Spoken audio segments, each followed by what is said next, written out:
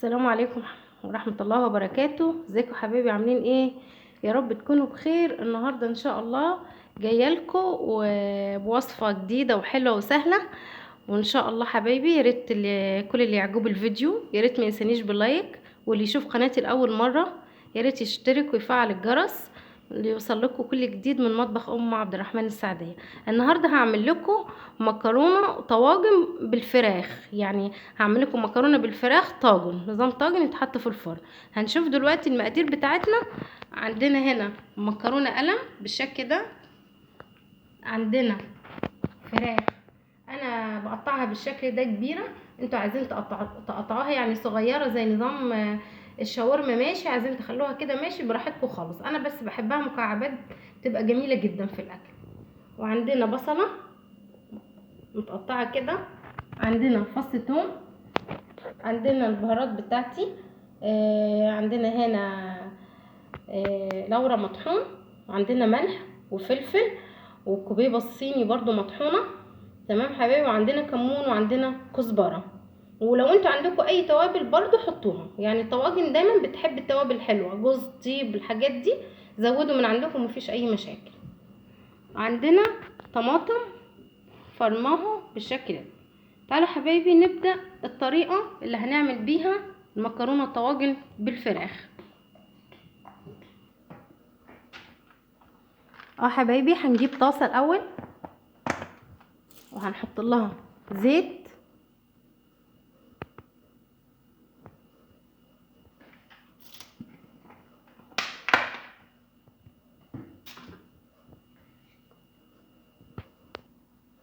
حطينا زيت حبايبي، بعد كده هنحط البصلة اللي مقطعناها بالشكل ده،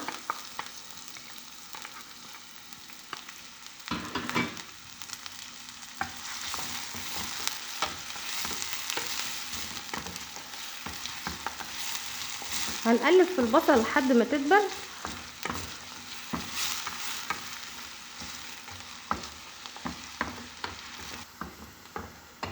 حبايبي دبلت البصلة بتاعتنا بالشكل ده، بعد كده هننزل عليها مكعبات الفراخ،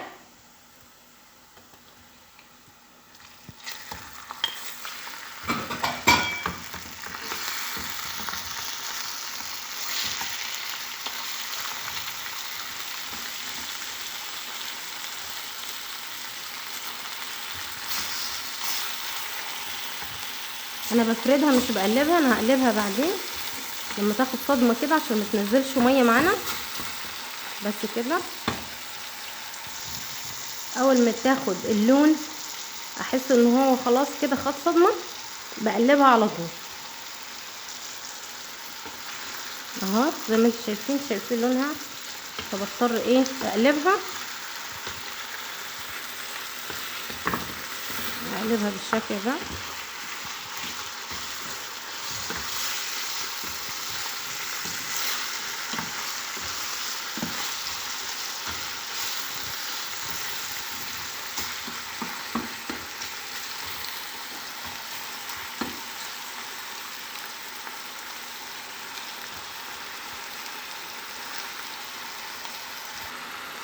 حبايبي الفراخ بالشكل ده، بعد كده هننزل عليها التوابل بتاعتنا كلها وهنقلبها كده.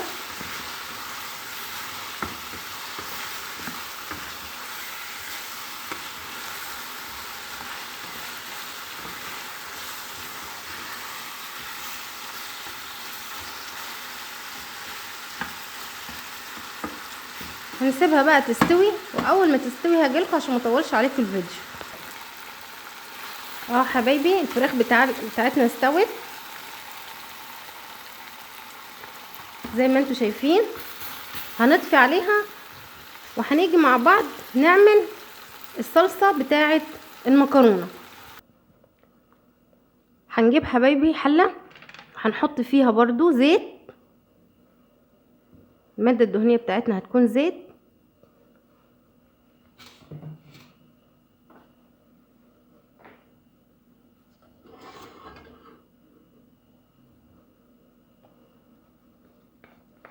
وهننزل بفص الثوم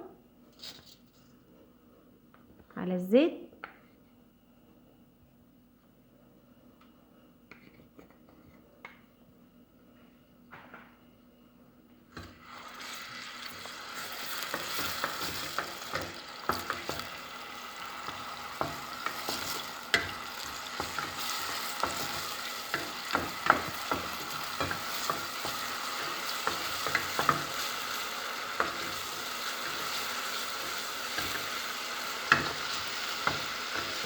طبعا الثوم لازم بنقلبه مش بنسيبه عشان ما يتحرقش لانه بيحمر بسرعه، بس احنا مش هنخليه يحمر جامد، لا يا دوب كده. وهنضيف عليه الطماطم.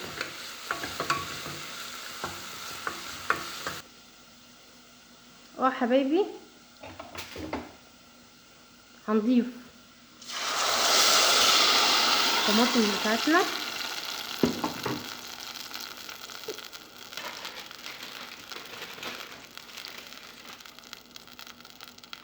نحط لها ملح،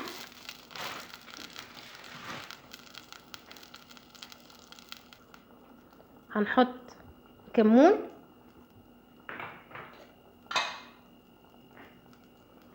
هنحط معلقه سكر،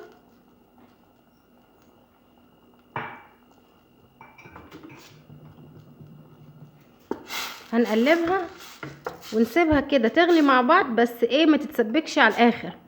يعني اول ما نحس ان الحدق بتاعها راح على طول نطفي عليها. هنسيبها كده تاخد غلوتين وبعد كده نرجع لكم. حبايبي شايفين الطماطم بتاعتنا تبقى بالشكل ده. اول ما تغلي غليتين كده بنطفي عليها.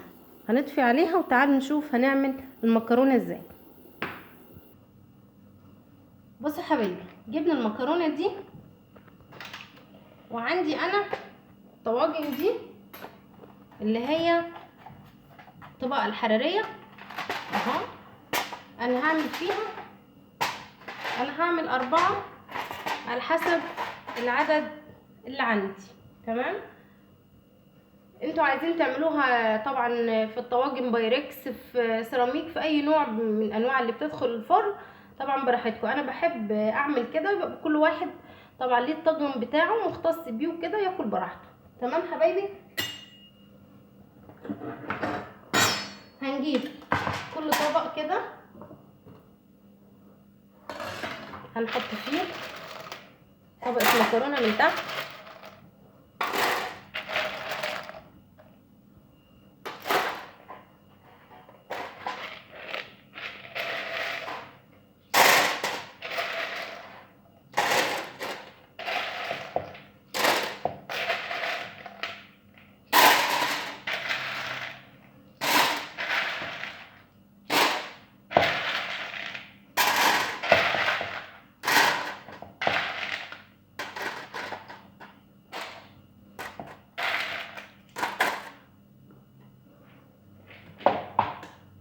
بعد كده هنحط يعني في حدود كده 5 مكعبات فراخ نبقى موزعينها. بعد كده بنحط عليها برضو المكرونه بتاعتنا اهي، وبنحط عليها برضو طبقه فراخ تانية اهي زي ما انتوا شايفين كده.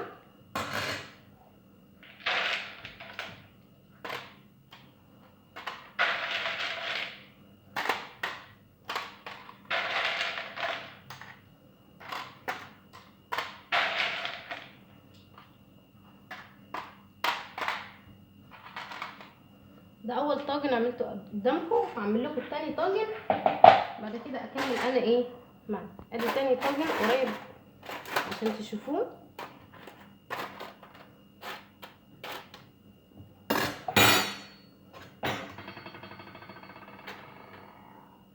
بعد كده بنحط عليه المكرونه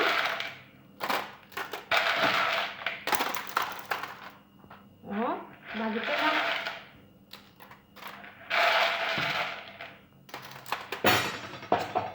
هنحط برضو في فراخ تاني كده اهي.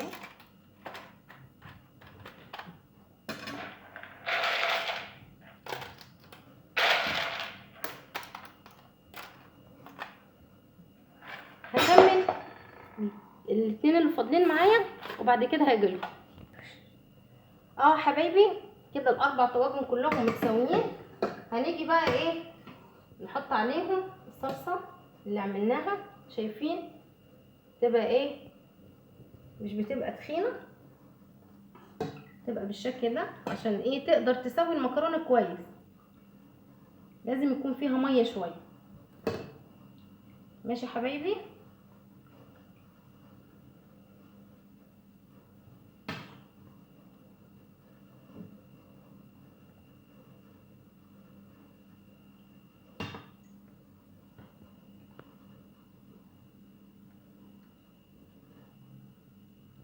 اول واحد ودي تاني واحد.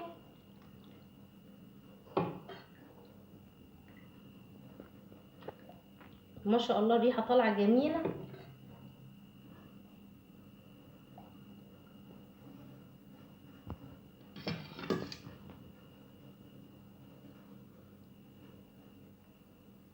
هخلص بقيت الطاجنين. حبايبي انا كملتهم، قفلت 2 وهقفل 2 قدامكم. على فكره يعني المستلزمات دي اللي هو الاطباق الحراري جميله جدا، يعني بتوفر عليكي مجهود وفي نفس الوقت بتبقى سهله في استعمالها. وطبعا لو في عندك مثلا اطفال وكده وعدد الاسره، كل واحد بيبقى بياخد الطبق بتاعه او الطاجن بتاعه. بالعيال حتى يعني بيفرحوا، الاولاد عندنا بيفرحوا بالحاجات دي، تبقى زي الجاهزه كده بتعملها لهم. حبايبي احنا قفلنا الطاجن بتاعنا كويس خالص زي ما انتوا شايفين كده طبعا هنحط المكرونه بتاعتنا خلاص، هي كده يعتبر جاهزه وبسيطه ومش متعبه. هنحطها في الفرن على درجه حراره اعلى درجه عندك في الفرن، يعني في 200 وفي 250 على اعلى درجه عندك. بتحطيها في الرف اللي في النص وبتسيبيها نص ساعه. نص ساعه بالكتير بتكون استوت، يعني بعد نص ساعه بتطلعيها على طول. عندنا كده الطواجن بتاعتنا كده تمام. هنحطها في الفرن لمده نص ساعه، لما تطلع هوريها لكم واوريكم شكلها الجميل. بعد ما المكرونه استوت في الفرن هفتح لكم واحد، هنفتح واحد مع بعض نشوفه.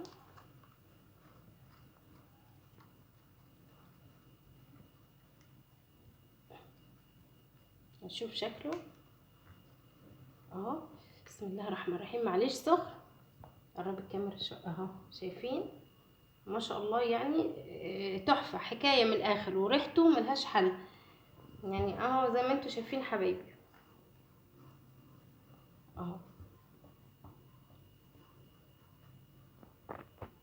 يعني بطريقه سهله وبسيطه.